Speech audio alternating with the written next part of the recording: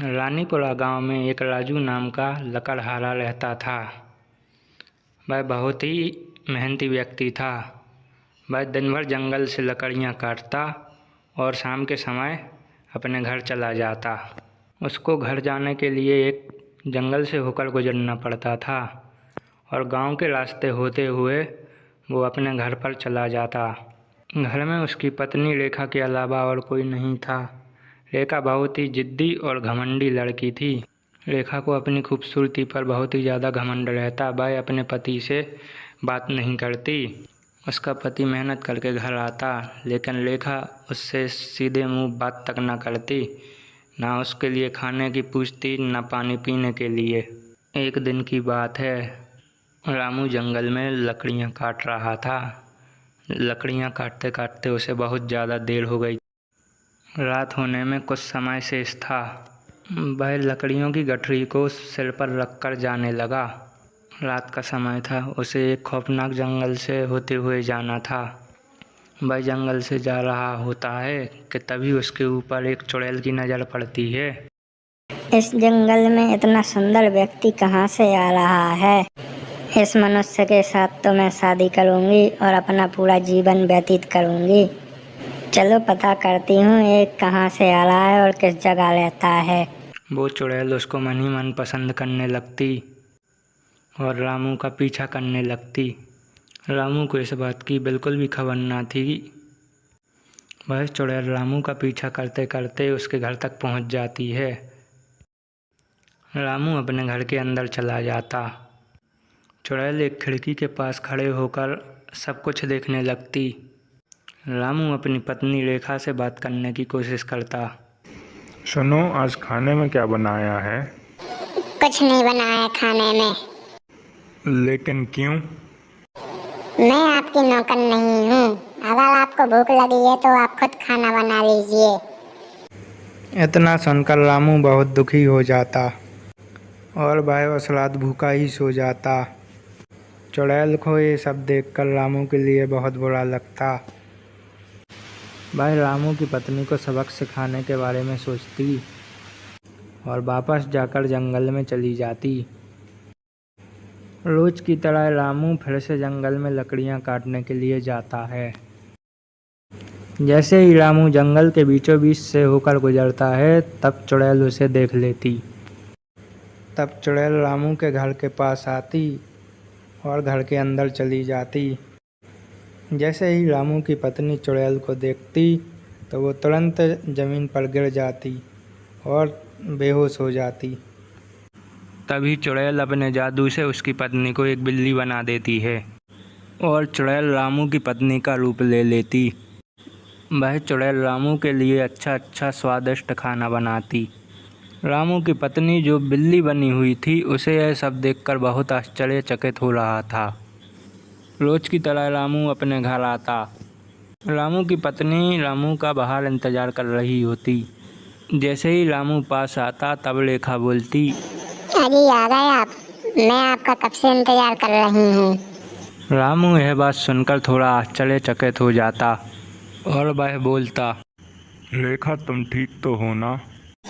हाँ जी, मैं बिल्कुल ठीक हूँ। चलिए अंदर चल के खाना खा लीजिए। मैंने आपकी मनपसंद का खाना बनाया है। फिर दोनों अंदर चले जाते। रामू रेखा के खाने की बहुत ज़्यादा तारीफ करता। पास में बैठी बिल्ली यह सब देख रही होती। उसको अपने पति के लिए बहुत बुरा लगता। खाना खाने के बाद दोनों सो जाते। रात का समय होता। चुड़ैल अपने असली रूप में वापस आ जाती और वह घर के बाहर जाने लगती। वह चुड़ैल बिल्ली से कहती, तुम्हारा पति मेरे साथ बहुत खुश है। तुमने कभी अपने पति की अच्छाइयों को पहचाना ही नहीं। अब मैं तुम्हारे पति का हमेशा ख्याल रखूंगी। चुड़ैल की बात सुन के रामू की पत्नी को बहुत बुरा लगता और वह अपने पति को याद करने लगती। रामू की पत्नी का घमंड चकनाचूर हो जाता है और चुड़ैल रामू की पत्नी बनकर वापस सो जाती। अगली सुबह रामू वापस जंगल में लकड़ी काटने के लिए जाता कि तभी उसे याद आता कि वह अपनी कुल्हाड़ी लाना भूल गया। रामू वापस घर की ओर चला जाता। वो चुड़ैल खुद को एक आईने में देख रही होती है, तभी उसका पति रामू वहाँ आ जाता। रामू कहता है कि तुम कौन हो और मेरी पत्नी कहाँ है? मैं एक चुड़ैल हूँ और मैं तुमसे बहुत प्रेम करती हूँ। मैंने तुम्हारी पत्नी को एक बिल्ली बना दिया। तुमने ऐसा क्यों किया? मेरी पत्नी को वापस ठीक कर दो पहले जैसे। मैं ऐसा नहीं करूँगी, तुम्हारी पत्नी तुम्हारे लिए बहुत परेशान करती। मैं अपनी पत्नी से बहुत प्रेम करता हूँ, कृपया करके मेरी पत्नी को ठीक कर दीजिए। इतना सुनकर चुड़ैल रामू की पत्नी को ठीक कर देती और चुड़ैल वापस जंगल चली जाती। रामू और लेखा अब दोनों खुशी खुशी रहने लगते।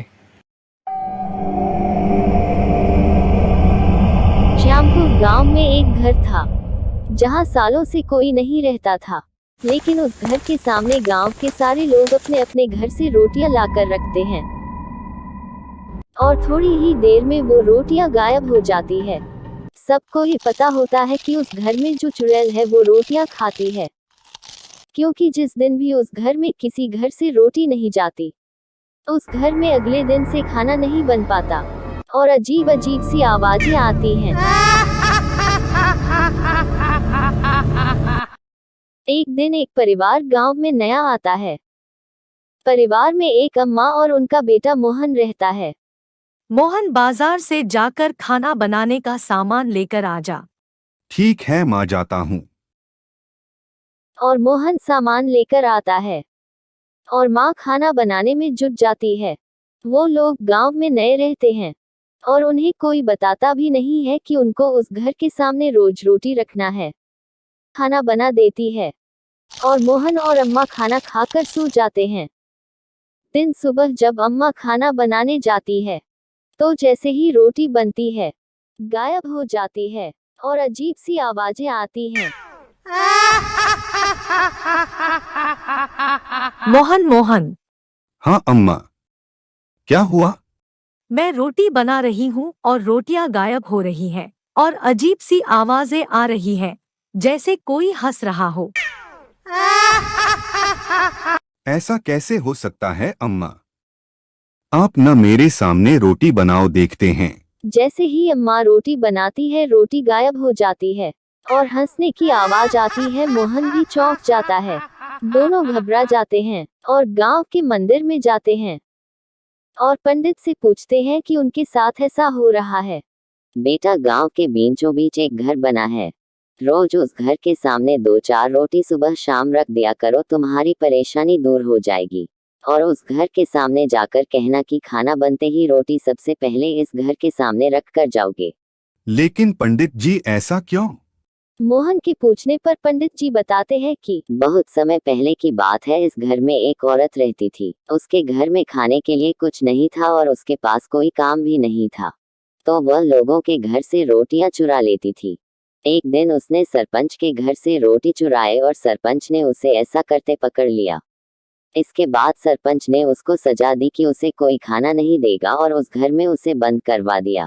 उसकी उसी घर में मौत हो गई और उसके बाद वो चुड़ैल बन गई और तब से ही उसके घर के सामने सबको रोटी रखना पड़ती है। जो ऐसा नहीं करता उसको वह बहुत परेशान करती है। तो आप लोगों ने कुछ किया नहीं जिससे उसको इस योनि से मुक्ति मिल जाए? हमने बहुत कोशिश की, लेकिन वो इस गांव से जाने तैयार ही नहीं है। ठीक है पंडित जी। मोहन अम्मा को लेकर वहां से घर चला जाता है और घर जाकर पंडित जो कहता है वही मोहन करता है। अम्मा, आज अच्छा खाना बनाओ, पूरी, हलवा, खीर और सब्जी। आज कुछ है क्या बेटा? नहीं अम्मा, बस अब आप रोज अच्छा अच्छा खाना बनाइए कुछ दिन और मुझे एक थाली परोस कर दे दीजिए। ठीक है बेटा। अम्मा को कुछ नहीं समझ आता कि मोहन क्या कर रहा है। आप परेशान मत हो अम्मा, सब ठीक है। मैं ये खाना इसलिए बनवा रहा हूँ कि जब हम रोटी वाली चुड़ैल को ये खाना खिलाएंगे तो उसको कितनी खुशी होगी। हाँ बेटा। अब मोहन थाली लेकर जाता है और रोटी वाली चुड़ैल के घर के बाहर बैठ जाता है और कहता है कि चुड़ैल अम्मा बाहर आओ, मैं तुम्हारे लिए पकवान लाया हूँ। मैं तुमको अपने हाथ से पकवान खिलाऊंगा अम्मा। इतने में चुड़ैल मोहन के सामने आती है और मोहन उसको खाना खिलाता और सारा गांव उसको देखता है। और मोहन रोज चुड़ैल को पूछता है कि उसको खाने में क्या खाना है और रोज उसको अच्छे अच्छे पकवान खिलाता है। एक दिन चुड़ैल अम्मा ये बताओ तुम यहाँ अकेली कैसे रह लेती हो, तुमको बुरा नहीं लगता? लगता तो है, लेकिन मेरे साथ कौन रहेगा बेटा? आप वहाँ क्यों नहीं चली जाती जहाँ आपके जैसे ही लोग हों? हाँ बेटा, बात तो सही कह रहे हो। अम्मा वहाँ आपको अच्छा लगेगा। एक काम करो बेटा, वो लौटा है मेरे घर के अंदर, उसको जाकर नदी में बहा दो, मुझे मुक्ति मिल जाएगी।